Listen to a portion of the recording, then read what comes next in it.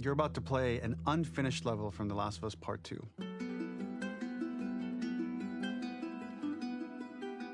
The reason we added this section is there are a few sequences, and we picked the 3 of the best ones, that we cut from the game.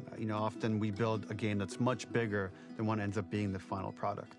They were months away from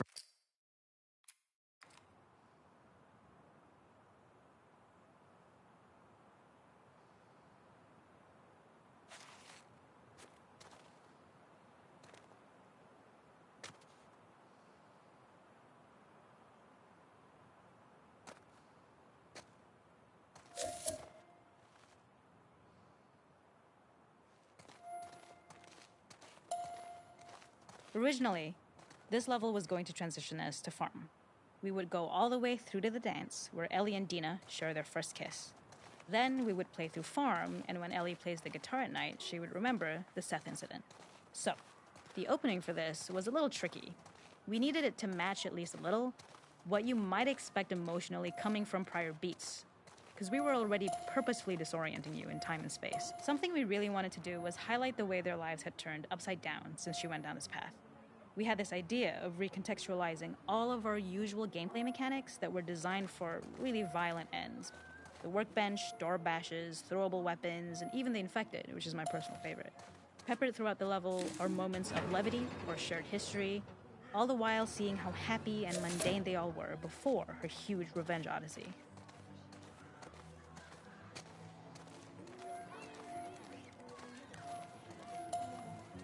We use our workbench a lot to make a lot of things that kill and maim and hurt people. Here, we had the silly idea of using the same field, harkening back to the same animations, using the exact same UI to instead fix a drink. Like the workbench, you could pick your base, and then you could add something to it. And at the time, we had some different reactions from Ellie based on how strong you chose to make the drink. Something we wanted to prototype, though, before it got cut, was picking up some ingredients around to add, like a lime or maybe a bottle of someone's favorite whiskey or salt, like you were earning upgrades. We also toyed with having Ellie carry around the drink you made and occasionally sip it, psyching herself up to go talk to Dina inside because she's nervous. It is not a festival without one of these throwing games. This one, of course, uses our throwable system. Explosive things or stunning things, but for some purpose. Although some people take this game really seriously. This is if you did well, you could win a toy here. Ellie would place it in her pocket. If you had done this, you'd find the toy with JJ, the baby, later back at the farm. When we cut this, the toy made it through anyway because it was so cute. It is the same one you see on the tractor at the farm. Ollie, the makeup artist, is pretty simple.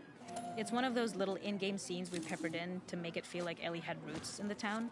Hallie, our writer, mentioned that in her mind, an ex-girlfriend of Ellie's tattooed her arm to cover up her scar. So we figured this might be the only time you get to see that. We wanted to hint at it and allude to it and make it feel like there had been so much more that had been happening and so much more that Ellie threw away.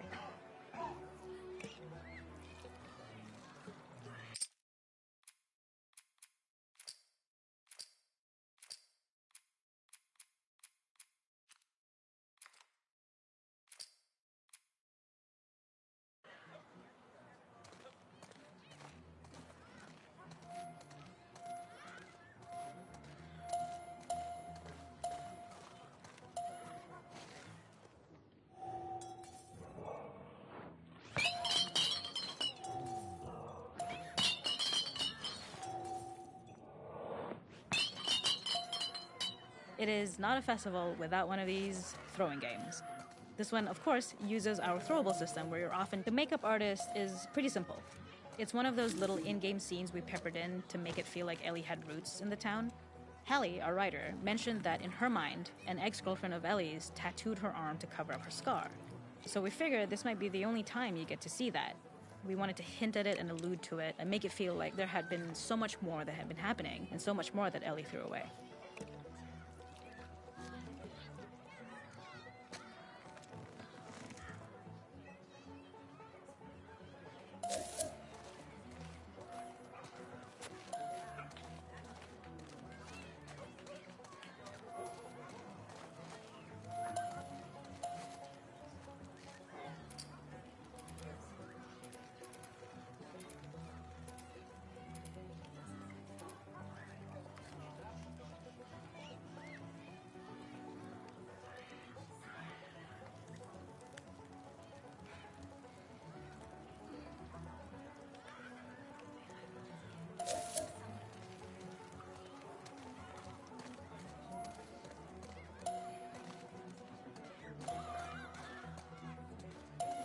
This is one of my favorite sections because I think that it achieves both the slice of life aspect of Jackson while also being a stark reminder of how dark the world that they live in really, really is.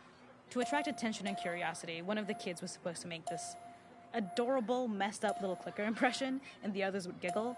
We tried a version where if you got close enough, the kid might try and follow you a little before turning back.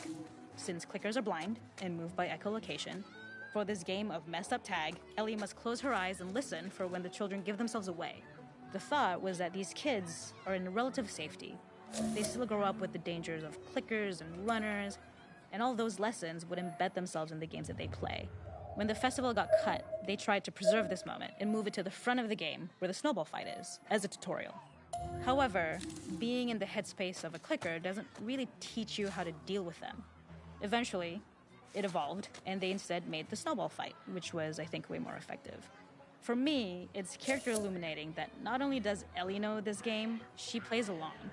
There's a familiarity with the kids that's really nice to see, especially because it's such a difference from the Ellie we see later, who has a sort of hollow normalcy that she's trying to get with JJ, but kind of fails.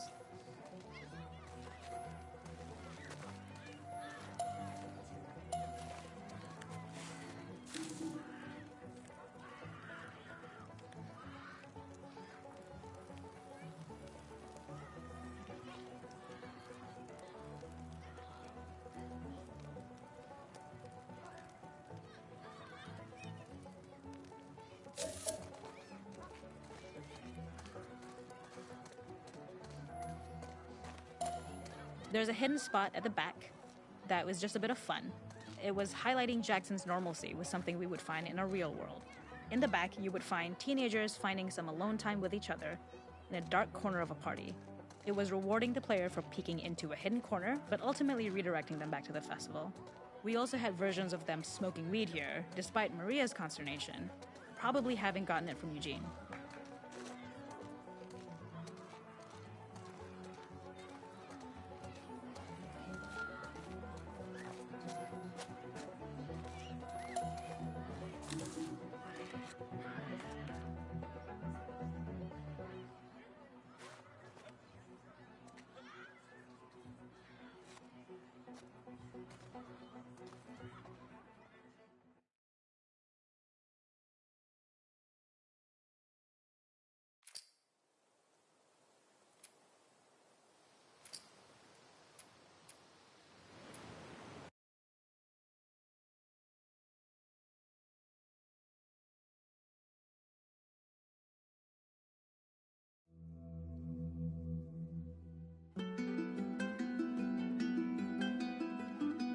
In this second deleted level, which is an extended sequence of the sewers in Seattle, this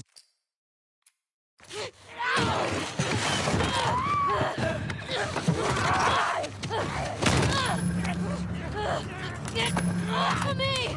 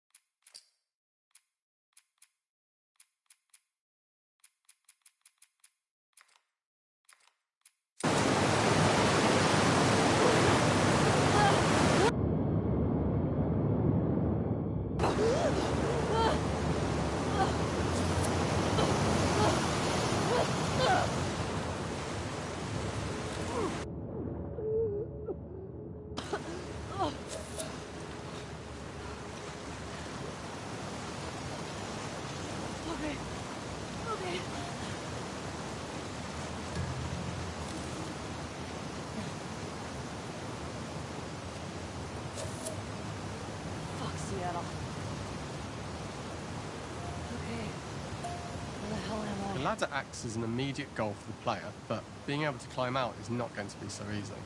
To keep levels interesting and engaging, we alternate between positive and negative values the player experiences. Here, it's a positive to have found the ladder, but then a negative to discover it's not the solution. but then another positive to identify the next short-term goal of the doorway. By alternating between these opposing values, we give players what they expect, but not how they expect it.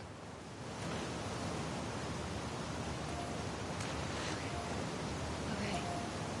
There's gotta be another way out.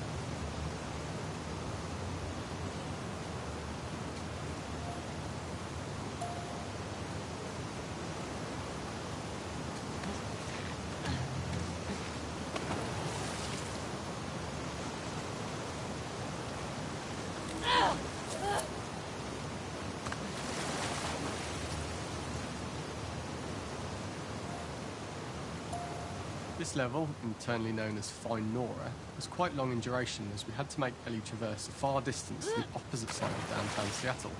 The sewer section was originally longer than what we released the game with, approximately 10 minutes more. This was one of the few areas of the game that used water flow as part of a traversal puzzle. The player has to go upstream to use the current to get... When players reach the doorway and enter into the room, they're faced with a dead end. What have we got here? The real reason for this dead-end room is that on the reversal, when exiting back out of the doorway, players are faced with the route onwards. A pipe that they'd not been able to see when they were swept past it on the way in, and something that was hidden from view when on the side platforms. The intention here being that the only option is to go off the standard path in order to search for a way out. Here. Throughout the rest of the level, we also used light to indicate to the player that they were heading in the right direction. At each turn, we slowly introduced the player to consider climbing into smaller pipes and crouching in these tight spaces.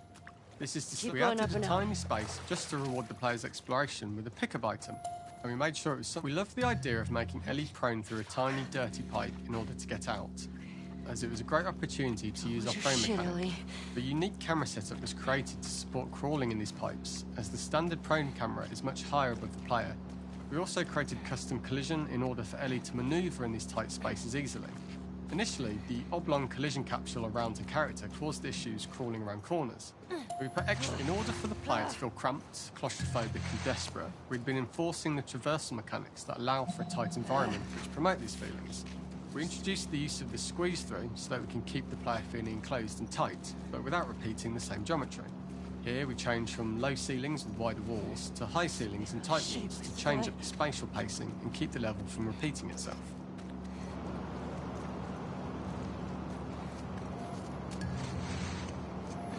Originally, we had the water line much higher here, so players had to swim through this tight tunnel. As we surface from the water and over the crest of the slope, we reveal what is further in this tunnel. A clicker that has sprouted and the fungus has grown on the sides of the pipe. It was great to see people who user-tested this area becoming increasingly draw the player towards this pipe, as it is seemingly the route out of the tight space. Fairly soon, it is obvious that this path is blocked.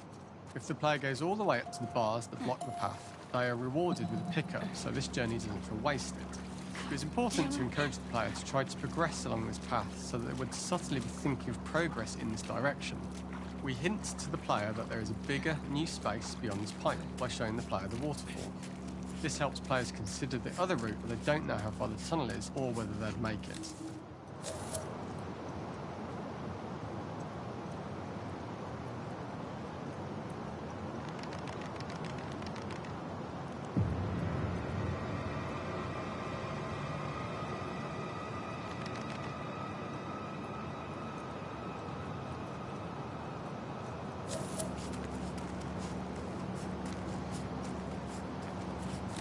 Oh, shit!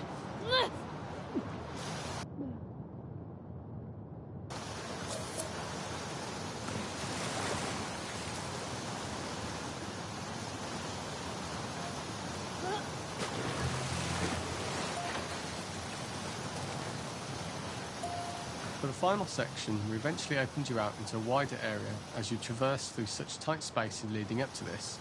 So changing the environmental pacing makes it begin to feel like we're coming to the end of Ellie's ordeal. An earlier iteration used the current that we'd shown at the start for a slightly tougher traversal puzzle to conclude the sewers. The ladder was clearly visible from most of the area, but the player was faced with a fast-flowing torrent of water they couldn't cross.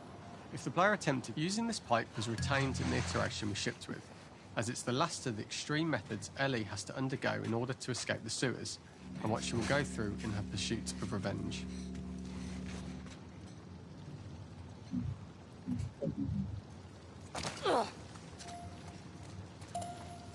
The last ladder climb is quite lengthy, and although we could have trimmed it down to a shorter climb, we liked how this last segment of the journey built anticipation for whether there was success at the top or not after all you've been through. Ultimately, the ladder exits out into the subway station, which is how it connects in the final game. Ellie then has to find her way to the hospital from here, crossing paths with the scars for the first time.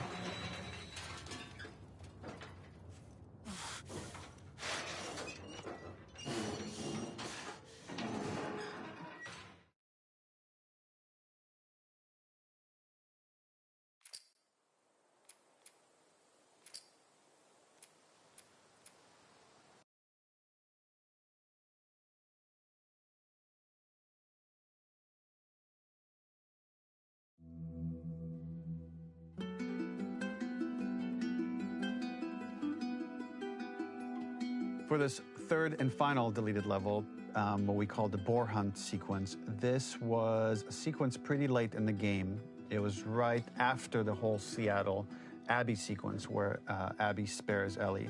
And then we wanted to come back into Ellie's story, but keep it a bit mysterious of how much time has passed, where is Ellie now? So we're coming in on Ellie and she's following a trail of blood. And we wanted to mirror in a way the deer hunt sequence from the first game, but this time do it with a boar. And there's something with Ellie that now she can't let go of this violence. She's pursuing it, even against this innocent animal. This was another opportunity to show how the violence that Ellie has experienced, the violence that she witnessed being afflicted onto Joel, is still sticking with her, and she's still experiencing these PTSD moments. This was a sequence that was pretty far along and was cut pretty late in production. Parts of it are still really rough, but the gameplay, the building blocks were all there. I think you'll have fun to see, like, again, a rough, unfinished sequence that you can play. You can see all the way to the end, and including a cinematic that we end up cutting. And the remnants of the sequence ended up being mentioned in Ellie's journal. So this part of the story that we developed still made its way into the game as kind of optional stuff that you could read about. But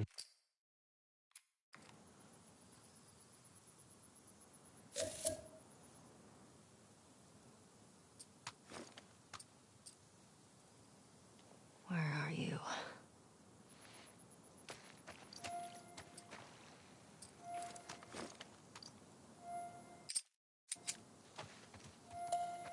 So the boar hunt was one of the hardest levels for me to work on. It was a huge challenge with the systems that we had, and we kept trying, but it never felt quite right. Originally, the level happened after the Jackson Festival, which also got cut, but before Farm. Once the festival got cut, it became the prologue to Farm. The intended experience is that we jump forward in time after the fight with Abby in the theater. We don't know where Dina is. We likely assume she's in. Early iterations of the fight, it was more arena-like. The player slowly whittles down the boar's health.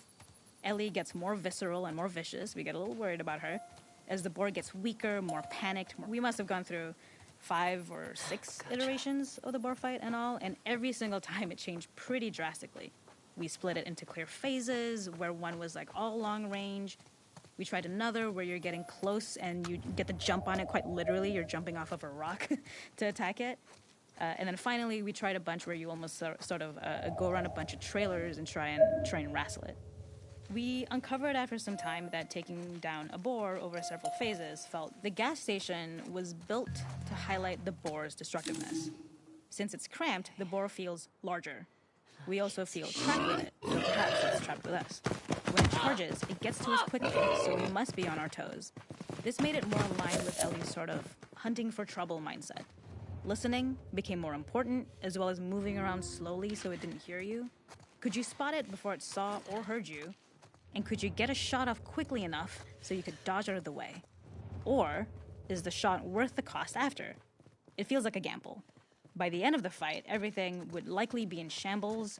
The boar would burst through the...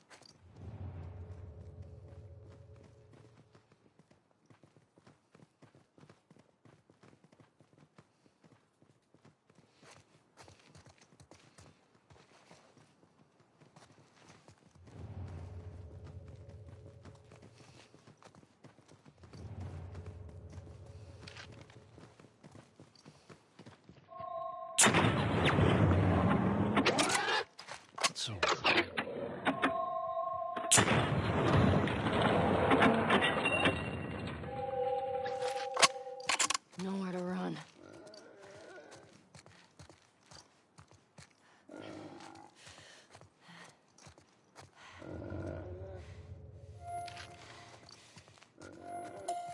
The boar kill was supposed to be anything but glorious. With the boar whimpering at the back of the gas station after...